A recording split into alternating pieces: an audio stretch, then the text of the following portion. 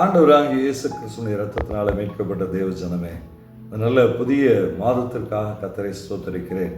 இந்த வருடத்தினுடைய மைய மாதத்திலேயும் ஆண்டவராகிய தேவன் நமக்கு ஒரு நல்ல வார்த்தையை வாக்குத்தத்தமாய் செலுத்துகிறார்.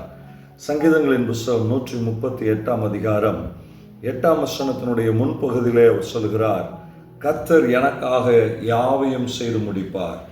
கர்த்தர் எனக்காக யாவையும் செய்து முடிப்பார். தாவீது இந்த சங்கீதத்தை இப்படியாய் நிறைவு செய்கிறார். கர்த்தர் எனக்காக யாவையும் செய்து முடிப்பார் என்று சொல்லி, கல்வாரி சிலுவிலே முடிந்தது என்று சொல்லி ஆண்டவராகிய இயேசு கிறிஸ்து எல்லாவற்றையும் செய்து முடித்தார். நமக்காக பாவங்களை மன்னித்து, சாபங்களை மன்னித்து, அக்கிரமங்களை மன்னித்து, மீறுதல்களை மன்னித்து, வியாதிகளை குணமாக்கி அவர் நமக்கு நித்திய ஜீவனை கொடுக்க யாவையும் செய்து முடித்தார். இனி வருகிற காலங்களிலே நமக்காக யாவையும் செய்து முடிக்கிற தெய்வனாய் இருக்கிறார். இனி நமக்கு என்னங்க செய்ய வேண்டியது இருக்கிறது, இனி நம்முடைய வாழ்க்கையில் எதையெல்லாம் அவர் செய்வார் என்று சொல்லி ஒருவேளை நமக்கு கேள்விகள் வரலாம்.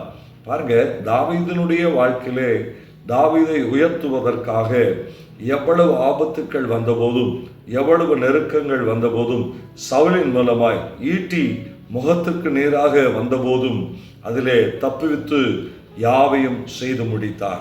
அது மாத்திரமல்ல, ராஜாவாய் யுத்தங்களை செய்யும் போதும், ராஜாவாய் திட்டங்களை தீட்டும் போதும், ஜனங்களுக்கான காரியங்களை செய்யும் போதும், ஜனங்களுக்கான காரியங்கள் எவைகளிலே எந்தெந்த நேரங்களிலே செய்ய வேண்டும் என்று சொல்லியும் எல்லாவற்றையும் யாவையும் தாவீதுக்காக கர்த்தர் செய்து முடித்தார்.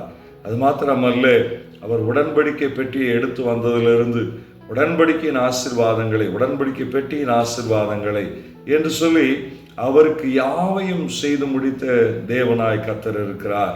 பாருங்க, ஆடுகளுக்கு பின்பாக இருந்த நாளிலிருந்து ராஜாவாய் சிங்காசனத்தில் 3 முறை அபிஷேகத்தை பெற்று அமர்ந்த போதும், சகோதரர்களுக்கு முன்பாக, இஸ்ரவேல் ஜனங்களுக்கு முன்பாக, யூத ஜனங்களுக்கு முன்பாக அபிஷேகிக்கப்பட்ட போதும் கர்த்தர் யாவையும் செய்து முடித்தவராயிருந்தார். குடும்ப வாழ்க்கையிலே, அவருடைய தனிப்பட்ட வாழ்க்கையிலே, தேசத்தை ஆளுகிற காரியங்களிலே யாவையும் செய்து முடித்த தேவன் இன்றைக்கு நமக்கு சொல்லுகிறார், நமக்காகவும் அவர் யாவையும் செய்து முடிப்பார் என்று சொல்லி தாவீது இந்த வார்த்தையை விசுவாசத்தின் வார்த்தையாய் சொல்லுகிறார். கர்த்தர் எனக்காக யாவையும் செய்து முடிப்பார் என்று சொல்லி நிச்சயமாகவே நம்முடைய வாழ்க்கையிலையும் இப்படிப்பட்ட ஒரு விசுவாசத்தை இந்த மாதத்திலே ஆண்டவராகிய தேவன் நம்மிடத்தில் எதிர்பார்க்கிறவராயிருக்கிறார். சொல்லுவோம், இந்த மாதம் முழுவதுமாய் கர்த்தர் எனக்காக யாவையும் செய்து முடிப்பார் என்று சொல்லுவோம். அப்படியே ஆண்டவர் செய்து முடித்து நம்மை ஆசீர்வதிப்பார். ஜெபிப்போமா. எங்களை நல்ல அன்பின் பரிசுத்த பிதாவே, இதோ இந்த நாளிலே தாவீது விசுவாசத்திலே உறுதியாயிருந்து கர்த்தர் எனக்காக யாவையும் செய்து முடிப்பார் என்று சொன்னது போலவே கர்த்தர் தாவீதுக்காக யாவையும் செய்து முடித்த தேவனாய் இருந்தீரே. இதோ இந்த மாதத்திலே, இந்த புதிய மாதத்திலே எங்களுக்காக நீர் யாவையும் செய்து முடிக்க உண்மையுள்ளவராயிருக்கிறீர், வல்லவராயிருக்கிறீர். நீர் எங்களுக்காகத்தானே இந்த பூமிக்கு வந்தீர். நீர் எங்களை ஆசீர்வதிக்க விரும்புகிற தேவனாயிருக்கிறீரே. நிச்சயமாக இந்த மாதத்தில் எங்களுக்காக யாவையும் செய்து முடிப்பீர் அப்பா. யுத்தங்களை செய்வீர், பாதுகாப்பீர், வானத்தின் மன்னாவினாலே போஷிப்பீர், எங்கள் குறைவுகளை நிறைவாக்குவீர், ருசி மிகுந்த ஒரு வாழ்வை எங்களுக்கு தருவீரப்பா.